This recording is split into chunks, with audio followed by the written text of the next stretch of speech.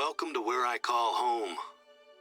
I've been roaming these parts since I was old enough to, well, roam. There isn't a mountain or lake out here that hasn't been explored by either me or my dad. I hope that you get a chance to fall in love with Silver Ridge Peaks.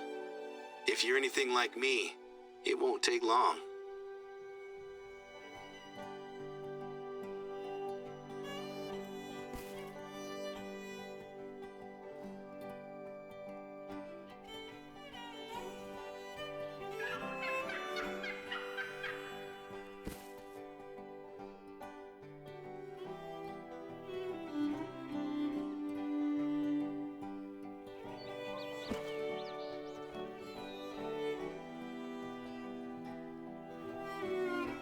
Good morning.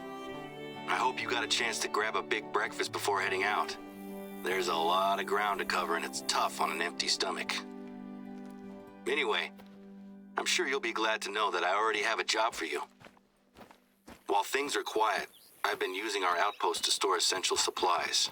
There is an outpost not far from you that has a small stockpile of bottled water and canned goods.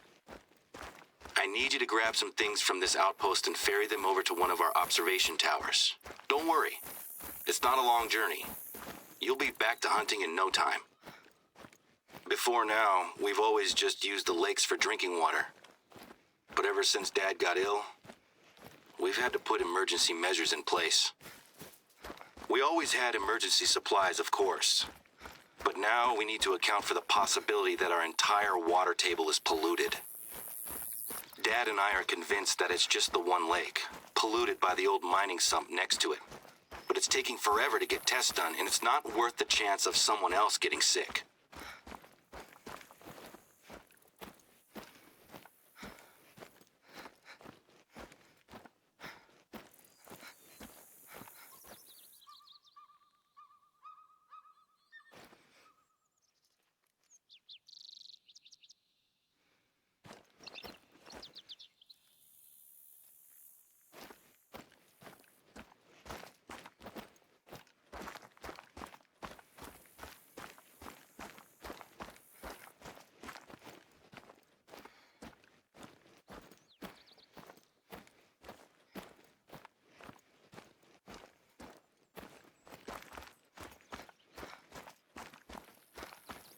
This is the place.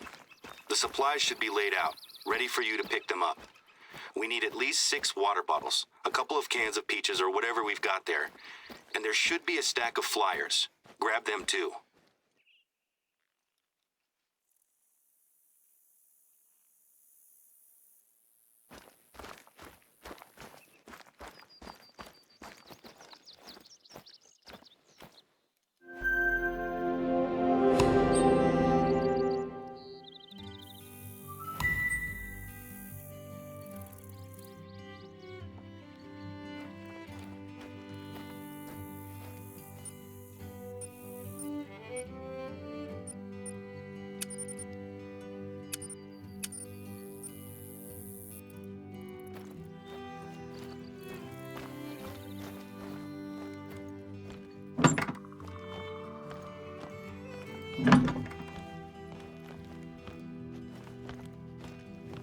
You got everything?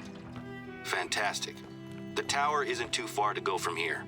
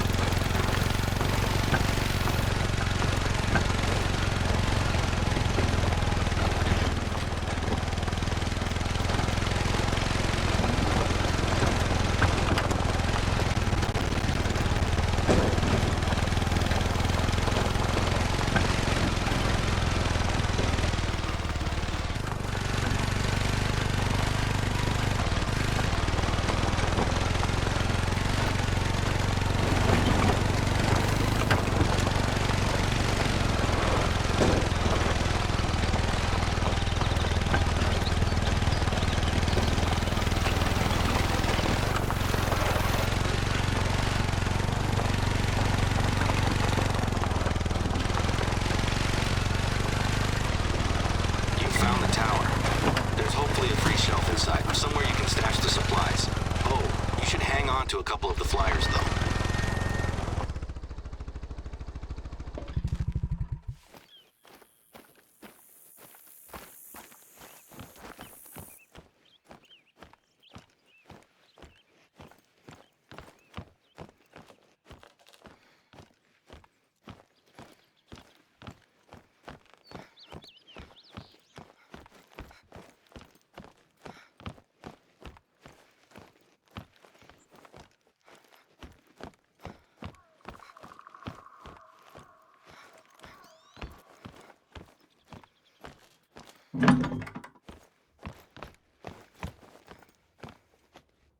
Fantastic. That tower should have everything it needs now. How's the view from up there? It's great to have a hunter like yourself around. I'm grateful for your help with the supplies. I can't wait to hear your Silver Ridge hunting stories. Things have been quiet here recently.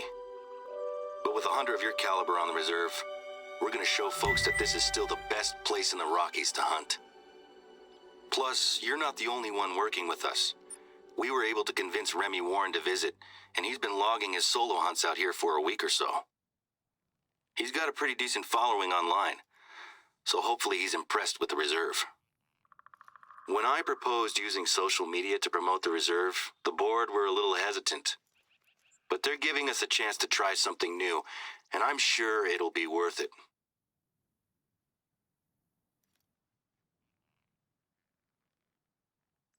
So I suppose you were wondering why I wanted you to grab the flyers, right? There are people who come out here just to visit the lake. I'm fine with people standing on the shore, but until we know exactly what's going on, we need to keep people out of it. I had these flyers made up so we can pin them to our bulletin boards. There's a trail that leads straight to the lake, so I'd like you to pin up one of these flyers at the trailhead. Now, the flyers cover the basics: heavy metals, mining waste, and why to avoid diving in. It's not much, but until we know more, it's all we have. The lake is beautiful, and it's always pulled in visitors. It still looks the same as it ever did. Maybe even better, now that it's calm and peaceful. But now, I can't look at it without seeing what it did to my dad, or what it's doing to the reserve. People discover that we have one contaminated lake and assume that the reserve isn't worth visiting anymore. So far, the local wildlife seems okay, but our bookings for visitors, and especially hunters, have dried up. I have a few contingency plans that I want to try out. I'm a little nervous, though, as our board can be a little conservative. And if my ideas don't involve pulling in hunters, it can be really tricky to get them on board. It was easier to convince the board to invite yourself and Remy into the reserve, given that you're both hunters with good reputations. I'm glad you said yes.